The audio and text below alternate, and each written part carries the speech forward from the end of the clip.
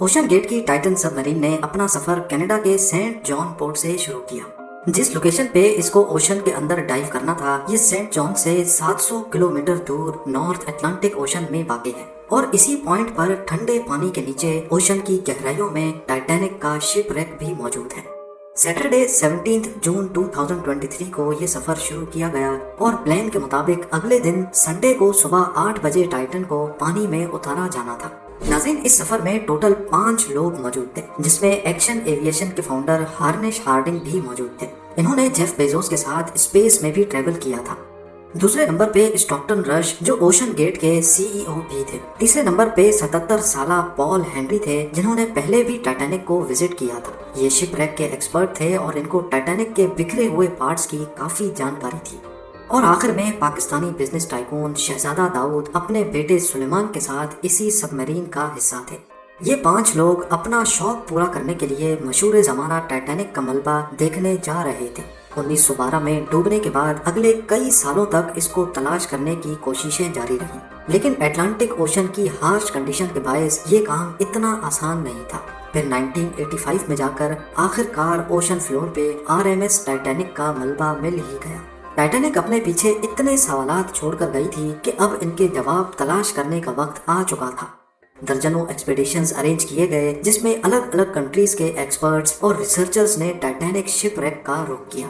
Canadian film maker James Cameron ने 1995 में Titanic के मलबे के दर्जनों दौरे किए और फिर 1997 में टाइटैनिक मूवी रिलीज की गई। रही सही कसर टाइटैनिक मूवी की कामयाबी ने पूरी कर दी।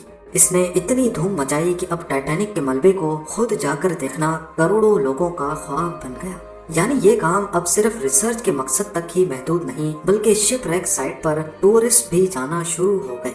कहा जाता है कि ओशन की गहराई तक जाना स्पेस में जाने से भी ज्यादा मुश्किल है और इसकी सबसे बड़ी वजह है पानी का प्रेशर। टाइटैनिक शिप रेक समंदर की सतह से 4000 मीटर यानी 4 किलोमीटर नीचे है। इस गहराई में पानी का प्रेशर 5800 psi होता है। खैर, संडे 18 जून 2023 दोपहर को 12 बजे सबमरीन का सफर स्टार्ट हुआ। नॉर्मली टाइटैनिक तक पहुंचने में 2 घंटे लगते हैं, लेकिन 1 घंटे 45 मिनटों के बाद ही मदरशिप पोलर प्रिंस, जो के ऊपर वेट कर रही थी, उनका सबमरीन से राब्ता टूट गया।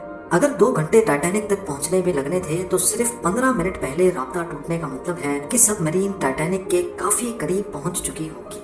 समंदर की इस गहराई में सूरज की रोशनी पहुंचना नामुमकिन है और यहाँ हर वक्त इंतहाई सख्त अंधेरा होता है। इतनी गहराई में वायरलेस सिग्नल का टूटना एक नॉर्मल बात होती है, लिहाजा पहले इस बात को ज्यादा सीरियस नहीं लिया गया।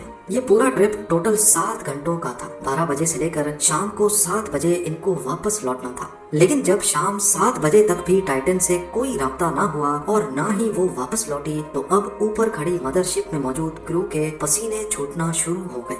Canadian research vessel polar Prince ने टाइटन की तलाश शुरू कर दी। 9:40 पे उन्होंने यूएस कोस्ट गार्ड से राब्ता करके मदद तलब की। अगले दिन मंडे को यूएस और कैनेडियन शिप्स और प्लेन्स ने पूरे एरिया में एक प्रॉपर सर्च ऑपरेशन शुरू कर दिया। उन्होंने सिर्फ समंदर की सतह पर ही नहीं, बल्कि सोनार स्कैनिंग की मदद से पानी के अंदर भी अपनी तलाश जारी रखी। अगले 2 दिनों तक ये तलाश जारी रही, लेकिन टाइटन का कोई अता पता ना चल सका। लेकिन फिर एक उम्मीद की किरण नजर आई। वेडनेसडे 21 जून को सुबह 6 बजे सर्च टीम को पानी की गहराइयों में से कुछ आवाजें सुनाई थी। ये आवाजें अंडर वाटर रेडार्स की मदद से सुनी गई थी। फौरन आरओवीज को आवाज की डायरेक्शन में भेजा गया, लेकिन इस बार भी टाइटन की कोई खबर ना मिली।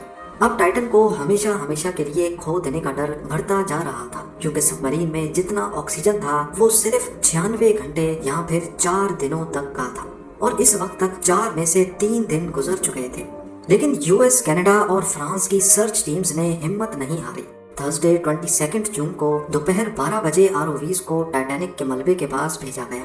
वहां पहुंचकर जो देखा गया वो वाकई दिल दहला देने वाला मंजर था।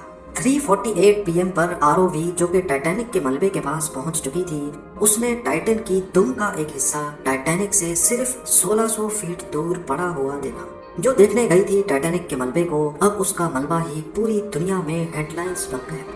इसका सिर्फ एक ही मतलब है कि सबमरीन पानी का प्रेशर बर्दाश्त ना कर सकी और समंदर की गहराइयों में ही फट गई। इस खबर ने पूरी दुनिया में जैसे हलचल सी मचा दी। ओशन गेट की सेफ्टी पर कई सवाल खड़े किए जाने लगे। ओशन गेट के सीईओ स्टॉकटन रश, जो कि खुद इस वाक़े में अपनी जान गंवा बैठे हैं, उन्होंने 2021 में कहा था कि वो जानते हैं कि उन्होंने टाइटन को बनाते वक्त कुछ रूल्स तोड़े हैं, क्योंकि उन्होंने टाइटन को स्टील से नहीं बल्कि एविएशन ग्रेड कार्बन फाइबर से बनाया है। पर वो इस इंडस्ट्री में कुछ नई इनोवेशंस करना चाहते थे। पहली बार लॉन्च से पहले टाइटन को 5000 से 10,000 PSI के प्रेशर पे टेस्ट भी किया गया, जिसमें वो पास हो गई थी। पर एक्सपर्ट्स का मानना है कि ओशन के अंदर हजारों किस्म की ताकतें सबमरीन पर पड़ती हैं, जिसमें न सिर्फ प्रेशर बल्कि पानी का बहाव भी होता है, जो कि लहरों की वजह से पैदा होता है। इसके अलावा अंधेरे की वजह से ये भी हो सकता है कि कोई भारी पत्थर या फिर समंदरी मखलूक सबमरीन से टकराई हो। कुछ भी हो, टाइटन की तबाही की एक वजह तो इसका कार्बन फाइबर का हल था। दोस्तों, अगर आपको हमारी ये वीडियो अच्छी लगी तो इस वीडियो को लाइक, कमेंट और शेयर कर दें। और अगर आप ऐसी मज़ीद इन्फॉर्मेटिव और इंटरेस्टिंग वीडियोस देखना चाहते हैं तो हमारे फेसबुक पेज और यूट्यूब चैनल को लाइक और सब्सक्राइब कर दें। शुक्रिया।